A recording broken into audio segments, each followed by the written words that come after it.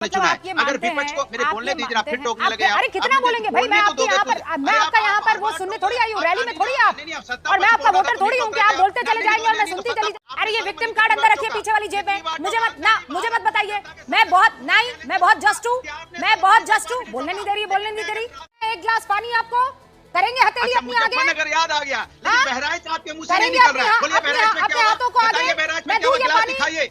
मैं कह रही हूँ हिंसा के लिए। जैसा मैंने बताया कि रूप तो मैंने अपना इतनी देर में बदल लिया, लीजिए मैं ब्राह्मण बन गया, और अगर मैं इसको हटा दूं और 2 मिनट के लिए तिलक साफ कर दूं तो मैं भैया सैयद रिजवान।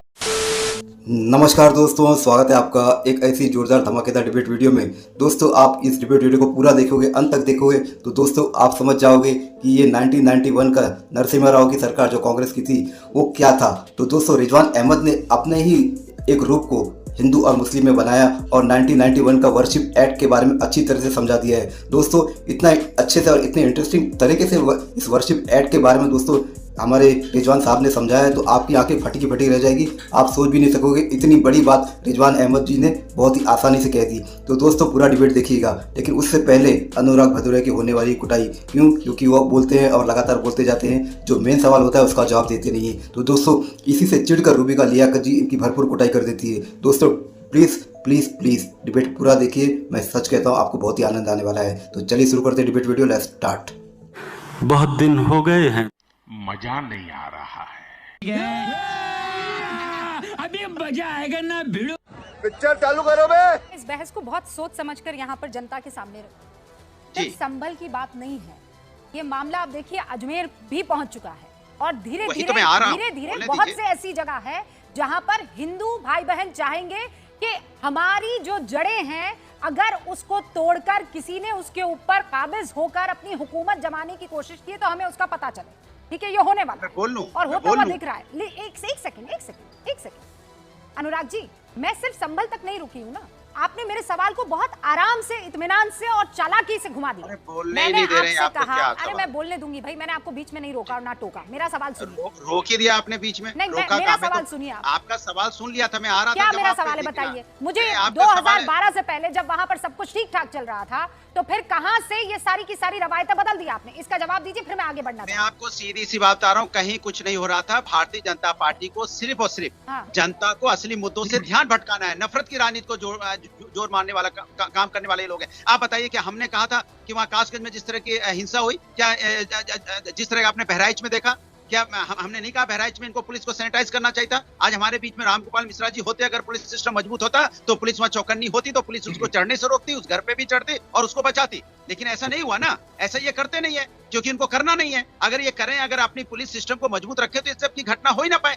देखिए हिंदुस्तान में सभी जात धर्म के लोग रहते हैं और ये हमारी जिम्मेदारी बनती है हर सरकार की कि अनेकता में एकता बनी रहे। अनेकता में जो एकता है उसको कोई आंच ना आए, किसी प्रकार की उसको ठेस ना पहुंचे। ये जिम्मेदारी तो सरकार की होती है ना, सरकार इस जिम्मेदारी को निभाए। क्या सरकार को अनेकता में एकता विश्वास नहीं है? क्या सरकार संविधान पे विश्वास नहीं करती है? क्या लोकतंत्र विश्वास नहीं करती है? लोकतंत्र में तो ये होता है ना, विपक्ष का नेता अगर कोई बात कह रहा है तो सत्ता पक्ष को मानना चाहिए। सत्ता को जिसने चुना है, विपक्ष को भी उसी जनता ने चुना है। अगर विपक्ष को मेरे बोलने दीजिए, आप फिर टोकने लगे। अरे कितना बोलेंगे भाई, मैं आपके यहाँ पर, मैं आपका यहाँ पर वो सुनने थोड़ी आई हूँ, रैली में थोड़ी आप, और मैं आपका वोटर थोड़ी हूँ कि आप बोलते चले जाएंगे और मैं सुनती चली जाऊंगी। एक्सक्यूज मी, मैंने आपको बोलना नहीं।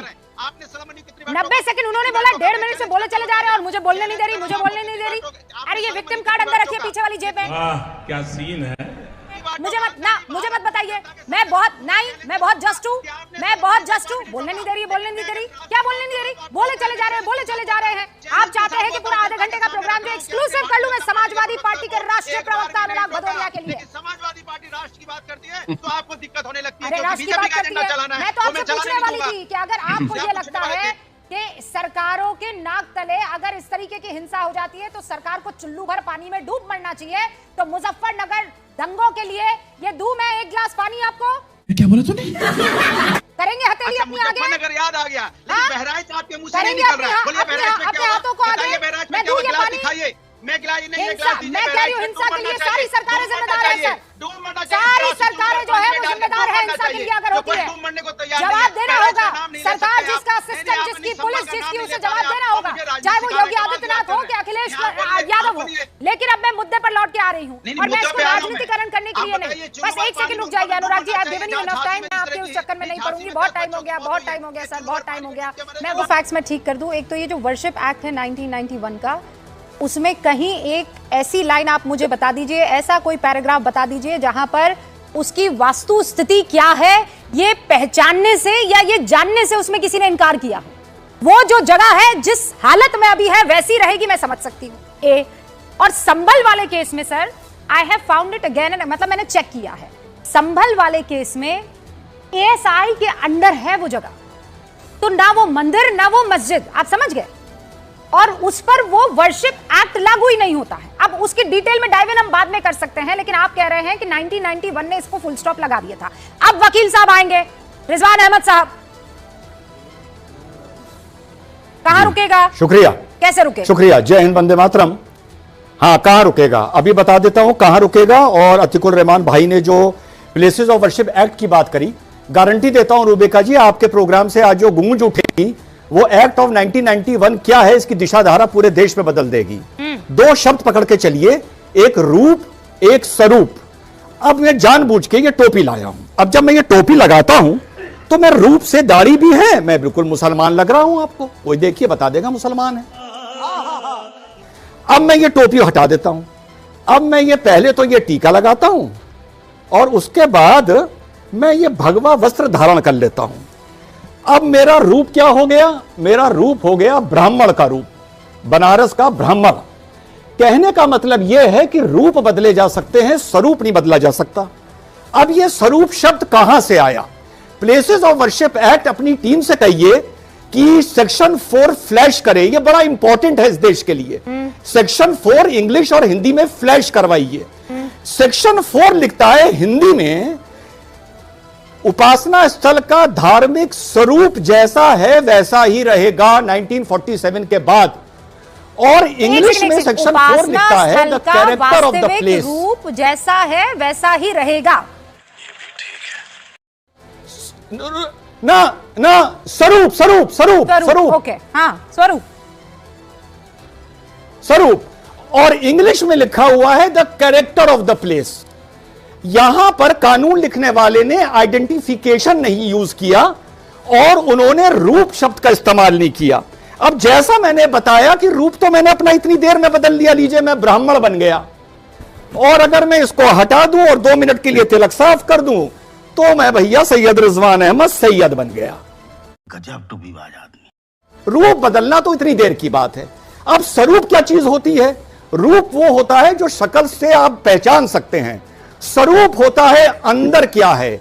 श्री राम रूप से एक मनुष्य थे लेकिन स्वरूप से एक अवतार थे। मोहम्मद सल्लल्लाहु अलैहि वसल्लम रूप से एक इंसान थे लेकिन स्वरूप से एक पैगंबर थे। जीसस क्राइस्ट रूप से एक इंसान थे लेकिन स्वरूप से द सन ऑफ गॉड थे। ये अपनी अपनी मानता है। आप ये कह रहे हैं तो प्लेस, हाँ, सैयद रिजवान अहमद, आप ये कह रहे हैं हाँ, कि 91 में लिखा था कि स्वरूप जी जो असल में उसका रूप है, आप तो पूरा खेल ही बदल यस इस लिहाज से तो यस। एक सेकंड रूबिका, एक सेकंड। और अगर कोई ऐसी मस्जिद है जिसको तोड़ के मंदिर बनाया गया है और कोई ऐसी मस्जिद है जो मंदिर तोड़ के बनाई गई है और उसमें उसके अवशेष मिलते हैं, तो रूप उसका मस्जिद का हो सकता है लेकिन स्वरूप उसका मंदिर ही का कहलाएगा। तो ये जो एक्ट है ये कह रहा है कि तुम रूप पे ना जाओ, तुम स्वरूप पे जाओ, सर्वे कर लो। हाँ। अगर पता चल जाए जो स्वरूप था वो मंदिर का था तो वो जगह मंदिर है। अतिकुर रहमान साहब जी, हाय हाय, इतना सुकून। सैयद रिजवान अहमद साहब ने तो किसी के पास 91 वर्शिप एक्ट का पूरा रूप ही बदल दिया, उसके असल स्वरूप में पहुंचा दिया, अगर उनकी जुबान में कहूं तो। जी, बदल गया। साहब 30 सेकंड्स। ये इंटरप्रिटेशन हो सकता है, कानून में लिखा है भाई, ये कानून में लिखा है। ओके अतिकुर रहमान साहब, ये इंटरप्रिटेशन हो सकता है और कानून का इंटरप्रिटेशन रॉन्ग भी हो सकता है। अगर इनका सही इंटरप्रिटेशन है तो सुप्रीम कोर्ट में साबित होगा। हमारा ये मानना है कि अयोध्या के चलते, राम जन्मभूमि डिस्प्यूट के चलते सरकार की फिलॉसफी, सरकार का प्रिंसिपल, सरकार का जो उद्देश्य था वो ये था कि ये तमाम डिस्प्यूट मंदिर और मस्जिद को लेकर खत्म हो जाएं और राम जन्मभूमि बाबरी मस्जिद के बाद में ये जड़ से उखड़ जाए और चैन की सांस ले इस देश के लोग और तरक्की की तरफ बढ़े, न कि अपने आप को इन मामलों में उलझाएं कि ये मेरा धर्मस्थल है और उसका धर्मस्थल। सैयद रिजवान 20 सेकंड्स, फिर मुझे आगे बढ़ना है। दूसरा जवाब भी सुन लीजिए रूबिका जी। सेक्शन 2 में लिखा है no person can change the character, no person, और हिंदी में लिखा है व्यक्ति। अब अतीकुर रहमान साहब बताएं, क्या कोर्ट पर्सन है, क्या पार्लियामेंट पर्सन है? पर्सन का अर्थ क्या है? यह विवाद तब खत्म होगा अतीकुर रहमान जब आप एक जगह के स्वरूप पर जाएंगे, रूप से यह विवाद खत्म नहीं होगा। तो दोस्तों डिबेट हो गई खत्म, वीडियो हो गई पूरी। उम्मीद करता हूं दोस्तों ये डिबेट वीडियो आपको बहुत ही पसंद आई होगी। दोस्तों इसमें खासकर रिजवान अहमद के लिए मैं ये डिबेट वीडियो बनाना चाहता था, लेकिन अनुराग भदौरिया की कुटाई थी तो वो मैं कैसे मिस करता। और रिजवान साहब ने ऐसी ऐसी बातें आपको बता दी और इस तरह से खुद के ऊपर लागू करके ऐसा समझाया कि आप अच्छी तरह समझ गए होंगे ये 1991 का वर्शिप एक्ट क्या है। ये एक तरह से समझे, अभी मैं इसके बारे में ज़्यादा बोलूँगा नहीं दोस्तों, आप कुछ समझदार हो, डिबेट पूरा देखे हो तो समझ गए होंगे।